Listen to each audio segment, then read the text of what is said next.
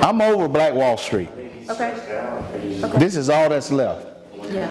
And so this is just a show. I mean, social justice is great. We need that. But you will never have social justice until you have economic justice. That is a Freeman Culver, president of the historic Greenwood Chamber of Commerce. Very interesting perspective there. I am joined by Jakara Hallman of News on Purpose. She was with me in Tulsa for the 100th anniversary of the Tulsa Massacre. And Jakara, that was an interview you actually got. Why was the president of the Chamber of Commerce so upset? So Dr. Freeman spoke about being upset because all around him, there are reporters and media that are coming there, and everyone is excited about everything that's happening as far as the president coming, as far as, the events and the hoorah. But he's looking at how many of them is actually speaking to himself and many of the other leaders that are actually boots on the ground, that is actually making the decisions, that is actually funding the businesses. So if you are going to capture what's actually happening in Greenwood and Tulsa, you want to talk to the people that are there. Right. And he's just looking at people go right past him. And it's interesting. He said, I'm over Black Wall Street. This is all that's left. And so with me being there, also doing coverage independently as well, the observation that I made was, first of all, okay, there used to be 40 blocks of Black wealth, right? We know that 100 years ago, it was destroyed. But this is a community that has had 100 years to rebuild. And so I just kept asking myself, why had the community not been rebuilt? And to look around and see so much construction. I'm going to show you guys here. There was so much construction all around the area where Black Wall Street used to be. You see, there's a baseball field, there's apartments being built, there's condos. None of these things are being owned by Black businesses. These are all construction that is being developed for white-led corporations. And so I started to understand why the president of the Chamber of Commerce was so frustrated, and why he was also calling out the president and saying, why is the president not meeting with him? Because he oversees economics. So really, when you think about it, what was it all about, And Jakara, can you share, we did some research in our preparation for the coverage we did. Can you share what you learned about what really happened to Black Wall Street after the massacre? We know that there was a period of rebuilding, but what ended up happening? Yes, so I spoke with not only the president of the Chamber of Commerce, but I actually had an opportunity to get into one of the businesses on the single block that now stand and represent Black Wall Street. And each of them talked about their just overwhelmed spirit of having to, be in the presence and the spirit of rebuilding, but also about 5 years thereafter, the destruction, the massacre, and the burning of this town, they attempted to rebuild. And that rebuilding was met with gentrification and public utilities and facilities. They have a stadium. Right. A stadium in the middle of what used to be known as Black Wall Street. They have a highway and bypass just completely in the center of what used to be their space to grow, to build, to create a legacy for their family. And I thought was very interesting because we watched a lot of the mainstream media coverage, and I didn't see anything on the urban renewal, the gentrification that had happened in the district, and how that plays a role of where the community is today. And so for those of you who are just joining us, I'm independent journalist Georgia Fort, joined by Jakara Hallman of News on Purpose. We were both on the ground doing coverage in Tulsa for the 100th anniversary of the Tulsa Massacre. And our observations of what was transpiring on the ground was very interesting. I noticed that the event to honor the survivors, right? There was this huge event that was planned. It got canceled.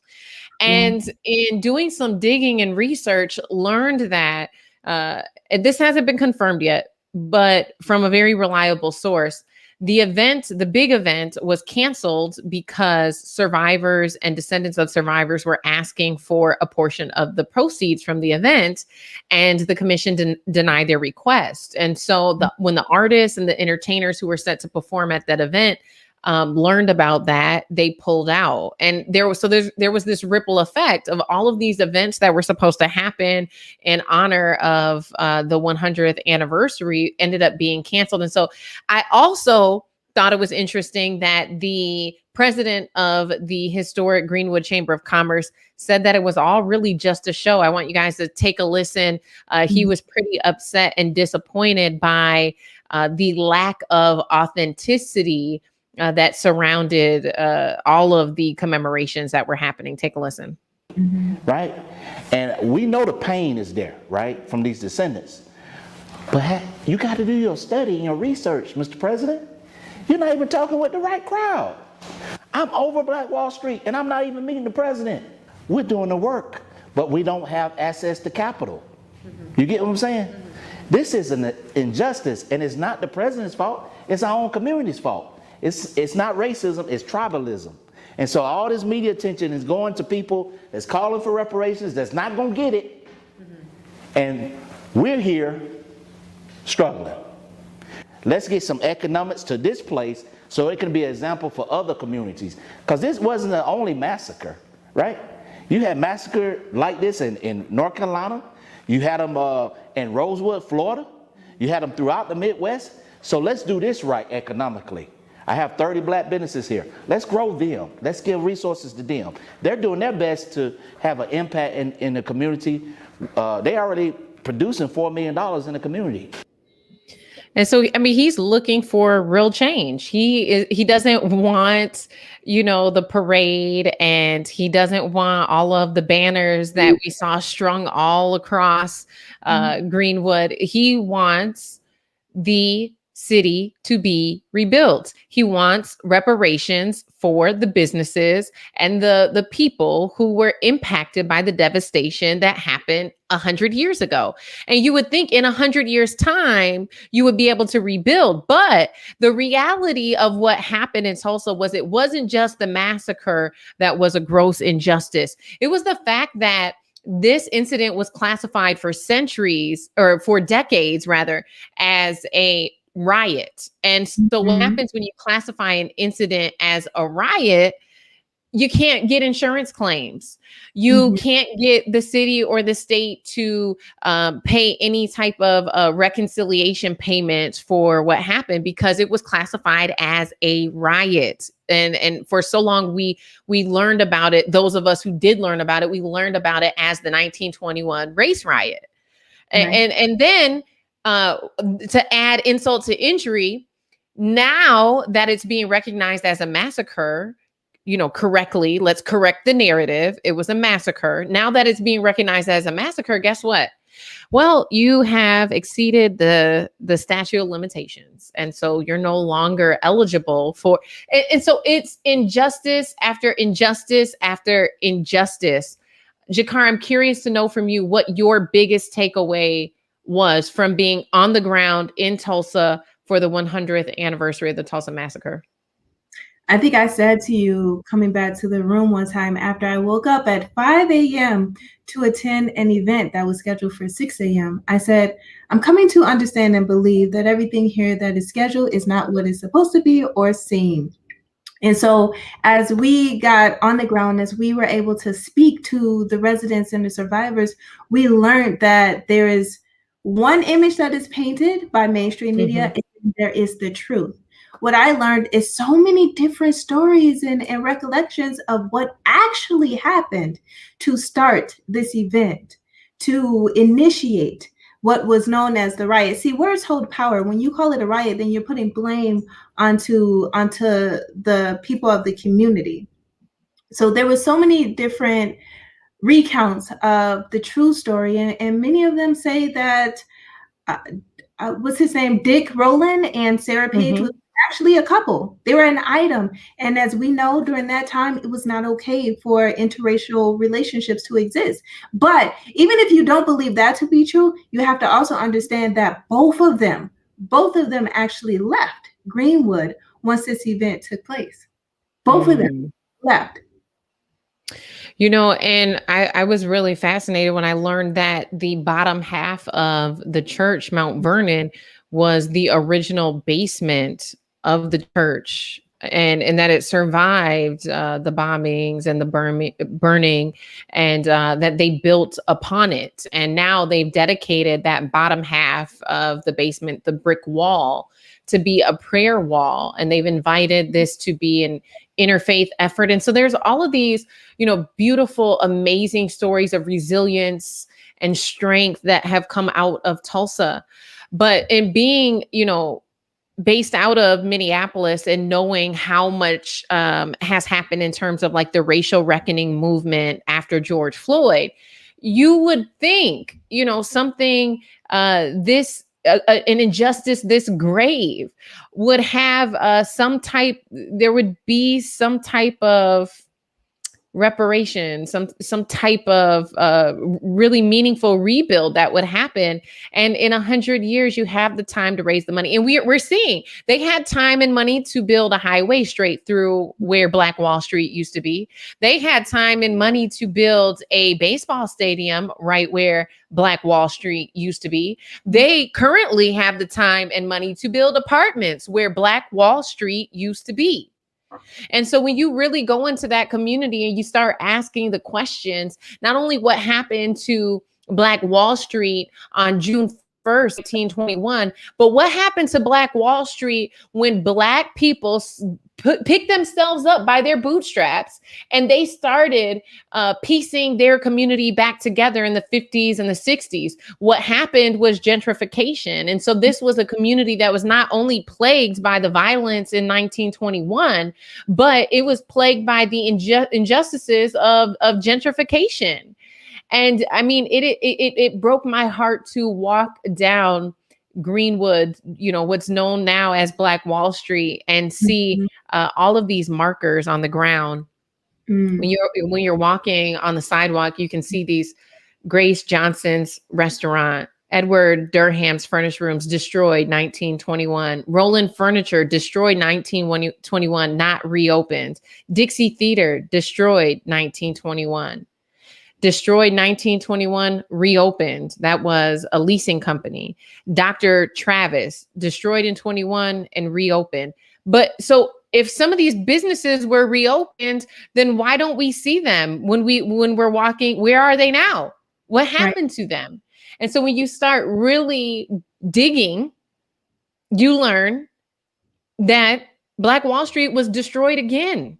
Yeah. And that is why the president of the Chamber of Commerce is upset. That is why he called this 100th anniversary commemoration a show.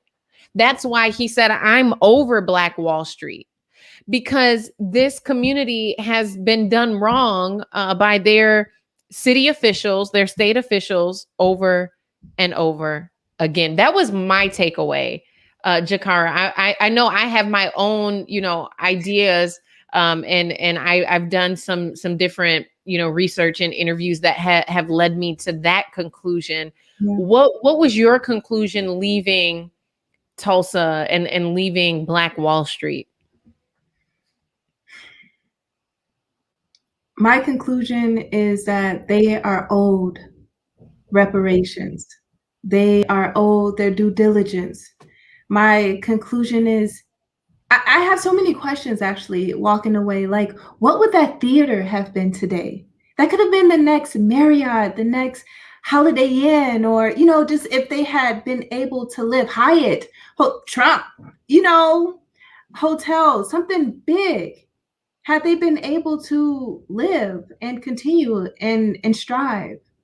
Obviously, I did see for myself that it was a show, that some people showed up for pictures and commentary. I actually had an opportunity to go inside of Vernon AME Church, and they had a table paying homage and in remembrance of some of the members.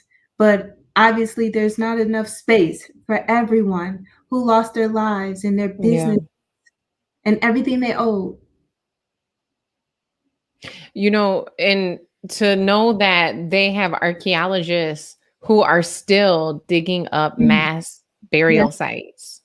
So the death toll as we know it is still increasing the yeah, more that they research this horrific event. Originally, I think reports said that there was 30 or 40 people who were killed.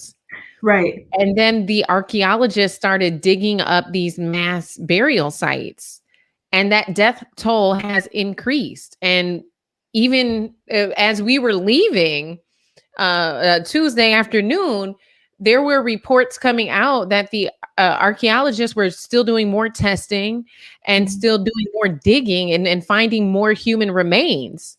So this now I think the death toll is upwards of 200, between 200 and 300 people were killed, Mhm. but we won't really ever know for sure because there was so much cover up that was done.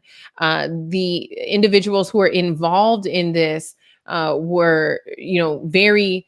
They did their due diligence in making sure that it didn't seem as bad as it really was. And so when you go to the extent of picking up bodies and laying them in mass burial sites, not even giving people proper burials, Mhm. the lack of humanity in that is unbelievable, and it is a shame. America ought to be ashamed. Mm. When you look at this history, our country ought to be ashamed that we have survivors. Yeah. The Mama Fletcher, 107 years old, Yeah. goes and speaks before Congress and still has not received any reparations.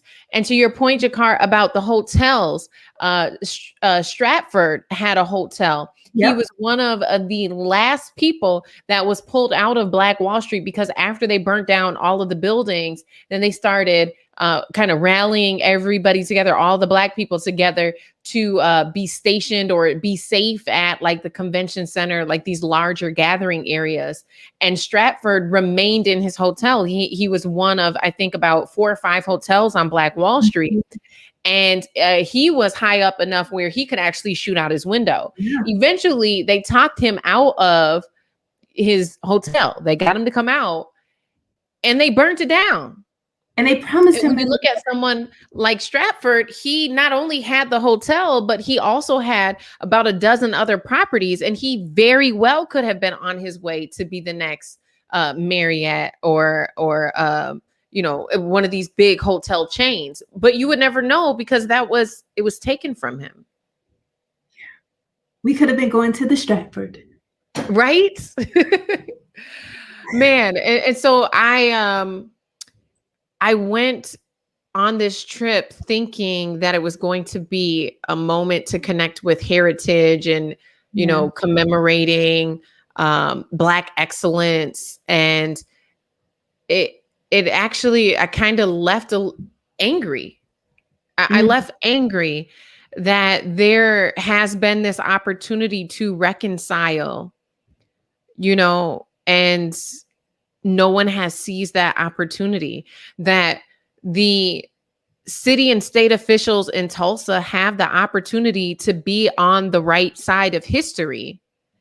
And while they planned this beautiful event and they commissioned all of this artwork to go up all across the city, they have not done the very basic thing that would reconcile what happened, Right. which is Take care of those families, those survivors. exactly.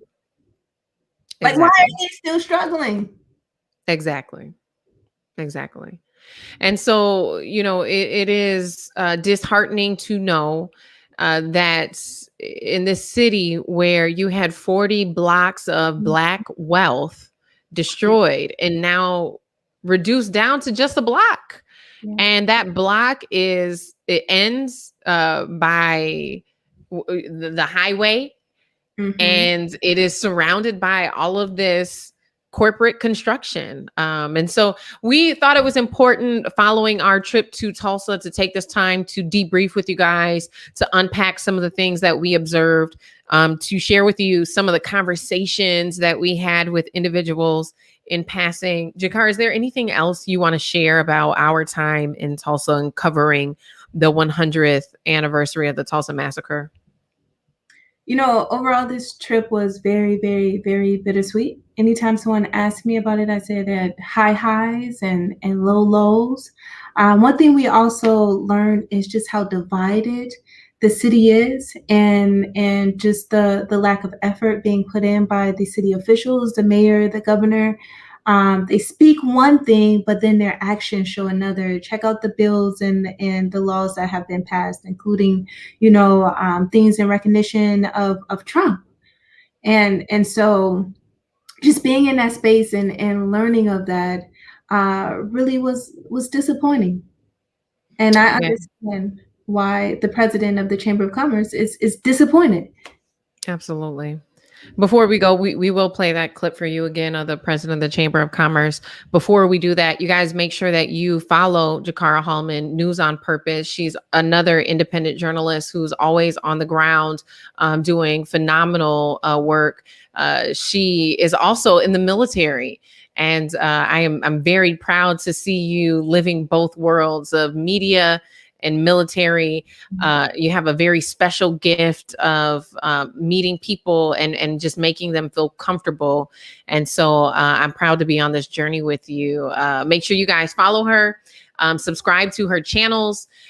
When you mentioned the thing about Trump, you guys, if you go to my story, and also make sure you're following and you're subscribed to my channels as well. But if you go to my story on Facebook or Instagram or on TikTok, you'll see I actually captured the moment where Trump supporters were driving around in Tulsa, in Greenwood, on Yeah. Black Wall Street, the day when the president came in to commemorate this horrific history, right? And they had their flags flying that said F Biden, just Mm-hmm. going up and down the streets, right on Black Wall Street. And it was so disrespectful on, this day where you have our elders, our community elders, coming and asking for something very traumatic that happened to them to be commemorated. And yeah, you guys can see that. We're going to end on the president of the Chamber of Commerce. He's very upset and very disappointed by the lack of action. Yeah. For lack of a better way to put it, he was very disappointed in the lack of action that people have taken surrounding rebuilding Black Wall Street. Thank you guys so much for tuning in tonight. Right? And we know the pain is there, right, from these descendants. But you got to do your study and your research, Mr. President. You're not even talking with the right crowd. I'm over Black Wall Street, and I'm not even meeting the president. We're doing the work, but we don't have access to capital. You get what I'm saying? This is an injustice, and it's not the president's fault. It's our own community's fault. It's not racism, it's tribalism. And so all this media attention is going to people that's calling for reparations, that's not going to get it. And we're here struggling. Let's get some economics to this place so it can be an example for other communities. Because this wasn't the only massacre, right? You had massacre like this in North Carolina. You had them in Rosewood, Florida. You had them throughout the Midwest. So let's do this right economically. I have 30 black businesses here. Let's grow them. Let's give resources to them. They're doing their best to have an impact in the community.